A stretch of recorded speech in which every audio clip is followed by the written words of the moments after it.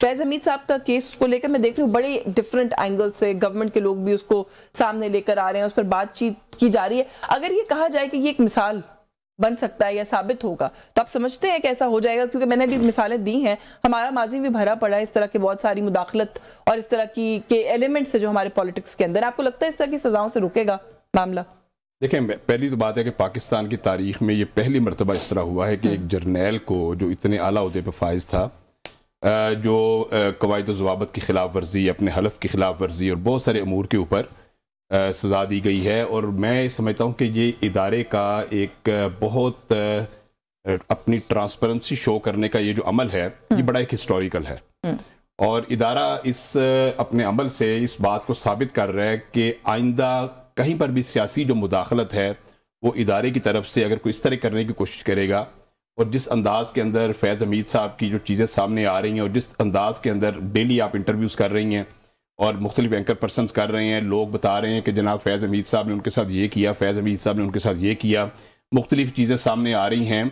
और इतना एक गहराई के साथ जिस अंदाज़ के अंदर वो लेके चले और जिस तरह इंजीनियरिंग की उन्होंने और PTI को जिस अंदाज़ के अंदर वो लेके चलते रहे और बल्कि उसको लेके चलने का बाइस बनते रहे और उसकी बैसाखियाँ बनते रहे, तो मेरा ख्याल ये है कि ये एक हमारी कौम के लिए भी और इदारे के लिए भी और पूरी पाकिस्तान के लिए, तमाम इदारों के लिए एक बहुत बड़ा सबक है। इससे ये एक ऐसी मिसाल है कि जिसके नतीजे के अंदर इंशाअल्लाह ताला जमहूरियत पनपेगी। और ख्याल ये किया जा रहा है वैसे कि सजा मुकम्मल नहीं है, ये भी अभी भी कुछ मामला है जिसको मजीद देखा जाएगा, क्योंकि प्रेस रिलीज में ये कहा गया है कि सियासी इंतशार वाला जो एलिमेंट है उसको सेपरेटली देखा जा रहा है। देखें, वो तो एक अब इदारे की यानी जो भी जहाँ पर उनका केस चल रहा है वो उनका आगे काम है कि वो आगे इसको कैसे लेके चलते हैं। मजीद हमने असल में ये देखना है कि इदारे की तरफ से ये जो इकदाम है और ये पाकिस्तान की तारीख में पहली मरतबा है, और मेरा ख्याल ये है कि इस मौके से फ़ायदा उठा के सियासी जमातों को अपने तर्ज अमल बेहतर करना चाहिए। और जिस अंदाज के अंदर जो ये जो PTI का जो तर्ज अमल है कि हमने जनाब आपस में बातचीत नहीं करनी, हमने कोई सियासी बात नहीं करनी, हमने कोई सियासी लोगों से डायलॉग नहीं करने। आप देखें कि एक तरफ ये दहशत गर्दों से डायलॉग करने के लिए तैयार बैठे हुए हैं, वो लोग जो दहशत गर्दी पाकिस्तान में स्पॉन्सर कर रहे हैं उनके साथ कहते हैं कि आप नेगोशिएट करें, आप बातचीत करें, लेकिन जो इनके साथ बैठी हुई पॉलिटिकल जमातें पार्लियामेंट के अंदर बैठी हैं उनके साथ हमने नहीं बैठना। तो मेरा ख्याल ये है कि इनको ये गैर सियासी जमात है, इसको सियासी जमात बनना चाहिए। गैर सियासी जमात तो नहीं कह सकते, मैं इस सेंस में कह रहा हूँ कि जो एक ज़हन है जो यानी जो इनका अंदाज वो ये है कि हम सिर्फ ठीक हैं और बाकी हमारे अलावा किसी का वजूद हमें बर्दाश्त नहीं है सियासत में। अच्छा, फैज हमीद साहब की जो सजा है ना पंजोता साहब, समझा गया कि वो हो जाएगी तो बहुत सारी चीजें जो हैं शायद कॉन्टेक्स्ट क्लियर हो जाएंगे बहुत सारी चीजों के। अभी भी इन्होंने कहा जी कि वो आपकी सियासी बैसाखी के तौर पर एक रोल जो है वो प्ले करते रहे, वो मामला तो चले जहां तक जा रहा है वो जा रहा है, लेकिन साथ में दूसरी बात ये कर रहे हैं वही गुफ्तगू अब और भी सीनियर वुज़रा हुकूमत के कर रहे हैं कि आप लोगों का रवैया गैर सियासी है। राना सनाउल्लाह साहब कहते हैं कि जमहूरी तरीके से जद्दोजहद करें और कोशिश करें तो शायद आपको कुछ हासिल हो जाएगा। और शुक्रिया, आपने मौका दिया। देखिए, सबसे पहली बात यह है कि जनरल फैज़ को अगर जोड़ेंगे इमरान खान साहब के साथ तो हम बिल्कुल खस जवाब देंगे विद फैक्ट्स, विद सबूत, आप तमाम चीज़ें जो हैं आप लेकर आएँ।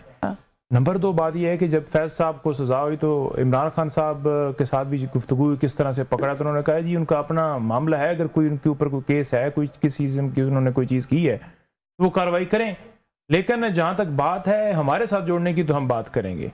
फैज़ के साथ साथ बाजवा साहब का भी एहतसाब होना चाहिए, क्योंकि उनके ऊपर भी सेम इसी तरह के इल्ज़ामात हैं। जिस तरह ख्वाजा आसिफ साहब को भी जितवाया गया वो भी उनके ऊपर मामला जो है ऑन रिकॉर्ड है, और जिस तरह जो है वो ख्वाजा आसिफ साहब कहते रहे कि 2019 के अंदर जो है हमें ऑफ़र की गई, तो वो भी मामला जो है बिल्कुल ऑन रिकॉर्ड है और उसके ऊपर भी मामला आगे बढ़ाना चाहिए। और इससे पहले आज तक जब से पाकिस्तान की तारीख गुजरी है, जितने ही लोग गुजर चुके हैं, जर्नैल गुजर चुके हैं, उन तमाम लोगों का एहतसाब होना चाहिए, और जिन्होंने 8 फरवरी को डाका डाला, ये जो फस्ताई तभी भी जारी है उसका भी एहतसाब होना चाहिए। तो हम तो कहते हैं क्रॉस द बोर्ड होना चाहिए।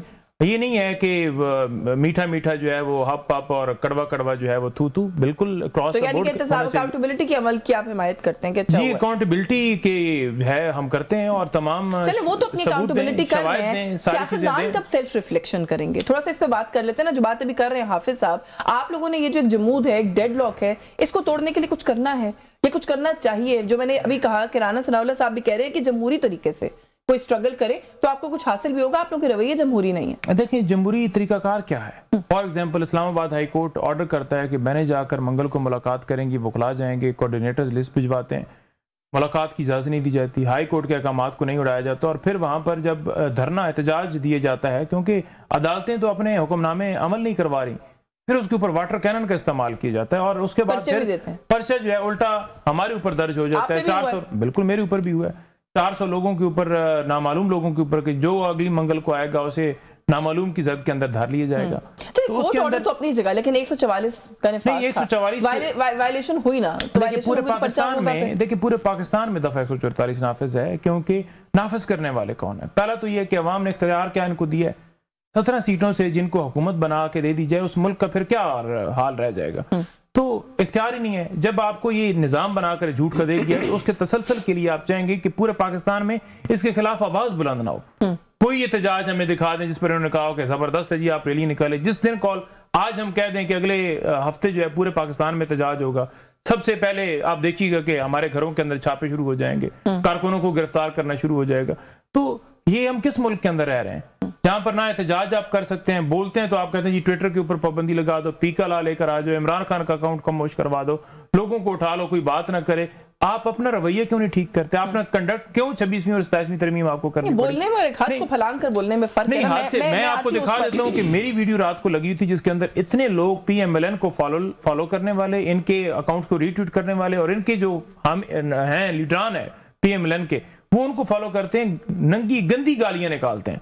लेकिन ये हमारे हवाले से कहा जाता है जी PTI ऐसा कल्चर जो परवान चढ़ाई है, बात करें ना उसके ऊपर मैं तफसील से बात करूंगी। लेकिन अभी जो आपने गुफ्तगू की हाफिज साहब, कौन से मुहज़्ज़ब मुल्क में ये होता है कि प्रोटेस्ट करने के लिए अगर कोई जाके पीसफुली बैठ जाए तो उन पे वाटर कैनन इस सर्दी में बरसाए जाए और उस पर पर्चे दे दिए जाए? 400 लोगों पे पर्चा देने के बाद हुकूमत किस मुंह से कहती है हमसे बात कर लें? देखिए बात यह है कि पहली बात यह है कि देखें इस वक्त जो मुल्क जिस दोराहे पर खड़ा हुआ है, और आप देखें कि इस वक्त KP के अंदर और जिस तरह बलूचिस्तान के अंदर मुल्क दुश्मन अनासिर सरगर्म है। KP की को 2500 किलोमीटर लंबा जो बॉर्डर है, एक फ्रंट लाइन पे हमारे जवान शहीद हो रहे हैं, हमारे दिन रात वहाँ पे हमारे मेजर, हमारे कैप्टन, हमारे कर्नल तक के लेवल के लोग शहीद हो रहे हैं, वहाँ पे हमले हो रहे हैं, हमारे ऑफिसर्स शहीद हो रहे हैं। एक इतनी क्राइसिस है इस मुल्क के अंदर कि इस वक्त मुल्क की दिफा का मसला है, मुल्क की सालमियत का मसला है। इन हालात में ये जो मुलाकात की अब ये बात कर रहे हैं, ये मुलाकात सो बिस्मिल्लाह करें, लेकिन इस चीज की पहले गारंटी दें कि मुल्क दुश्मन एजेंडे पर अमल नहीं होगा। इन मुलाकातों के जरिए असल में मुल्क दुश्मन एजेंडे को हवा दी जा रही है। ये वैसे जाती है। नहीं, मैं इस पे मैं हमेशा अपने सभी मेहमानों से गुजारिश करती हूं कि सियासी जमातों को गद्दारी के सर्टिफिकेट बांटना बंद करें। गद्दारी नहीं है। जब आप कह रहे हैं मुल्क दुश्मन एजेंडा, तो फिर और क्या रह जाता है? एजेंडा क्या है? मैं आपको बता रहा हूं कि देखें, ये जब मुलाकात से आते हैं, बाहर आते हैं, ये कभी इंडियन चैनल्स पर बैठ के बात करते हैं और इस अंदाज के अंदर, इतना वोकल अंदाज के अंदर बात की जाती है जिसमें ये नहीं होता है कि डायलॉग करना, उसका तो कोई किसी किस्म का आता पता नहीं मिलता कि कोई डायलॉग भी होना है कि नहीं होना है, इस मुल्क के अंदर जमहूरी अमल चलना है कि नहीं चलना।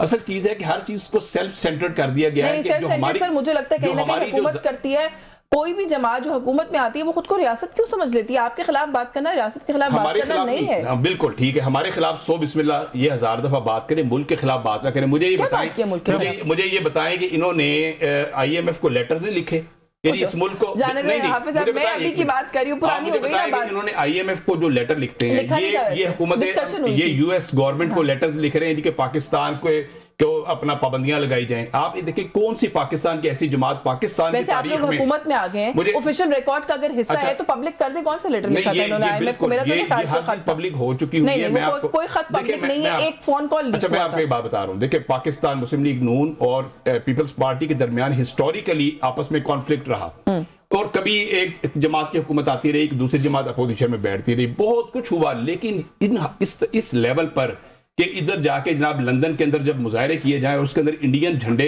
खड़े किए जाएं और पाकिस्तानी अफवाज पाकिस्तान को गालियां दी जाएं और वहां पर पाकिस्तान के झंडे जलाए जाएं और ये कहा जाए कि हम पाकिस्तानी पासपोर्ट को अलाइव रखने के लिए ना पाकिस्तान के सहारे की जरूरत हुआ करती थी। मैं ये देख रही हूँ कि आप लोग हमारे डिस्कोर्स में इंडिया को बगैर वजह के लेके आते जा रहे हैं। हमें जरूरत नहीं है, भारत के हमारे अपने बड़े मसले हैं, हम क्यों लेकर आते हैं? अभी आपने कहा कि जी इमरान खान के जो साहिबजादे हैं वो आना चाह रहे हैं। आप ये देखें कि वहां पर जो एक पूरा इनका एक तंजीमी अमल है जो वहां पे मुजाहरे करते हैं, उसके अंदर जो अक्स नजर आता है, जिस तरह वहां पर अफवाज पाकिस्तान को गालियां दी जाती हैं, जिस तरह एब्यूसिव लैंग्वेज यूज की जाती है, यानी ये बड़ा वाज़ेह तौर, और एक ऐसे मुल्क के अंदर जहां पर इंडियंस भी मौजूद हैं और उनके अंदर इंडियंस भी होते हैं, इंडिया के झंडे लहराए जा रहे होते हैं और बरसरे आम जिस अंदाज के अंदर मुजाहरा किया जाता है, मेरा ख्याल ये है कि अब ये टाइम है कि पहले इसके ऊपर एक सेटलमेंट होनी चाहिए।